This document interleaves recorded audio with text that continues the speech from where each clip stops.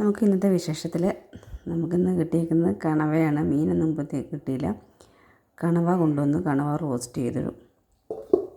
പിന്നെ ക്യാരറ്റ് തോരൻ വെച്ചിട്ടുണ്ട്.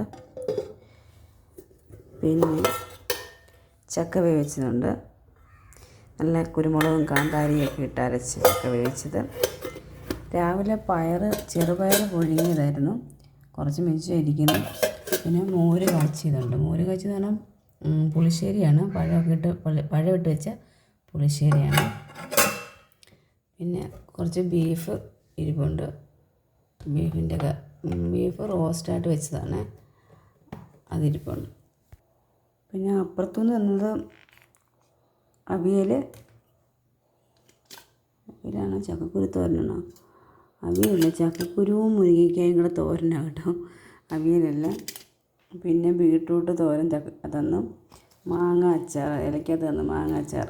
ഇത്രയാണ് അപ്പുറത്തുനിന്ന് തന്നത്. ഞാൻ കറി കൊടുത്ത് വിട്ടു. മൂക്കൊന്നും അവധിയല്ലേ, അപ്പം മോളപ്പുറത്തോട്ട് പോയി. അപ്പം ഇന്ന് ദുഃഖവെള്ളിയല്ലേ, അപ്പം അനിയത്തിക്കും പോകണ്ട. അപ്പം പിള്ളേരെല്ലാം അവിടെ ഇരിപ്പുണ്ട്. അവൾ കറി കൊടുക്കാൻ വേണ്ടി അങ്ങോട്ട് പോയതാണ്. ഇടയ്ക്കൊരു വെയിലും ഇടയ്ക്കൊരു തണുപ്പ് പോകട്ടെ. വലിയ വെയിലൊന്നുമില്ല. ഇടയ്ക്കിടയ്ക്ക് വെയിലുണ്ട്, പിന്നെ ഇടയ്ക്കിടയ്ക്ക് വെയിലില്ല. അവിടെ പാത്രം ഉണക്കാൻ വേണ്ടി എപ്പോഴും വെച്ചതാണ്. അമ്മ അപ്പുറത്തുനിന്ന് വന്നതാണ്ട് നിൽക്കുന്നത്.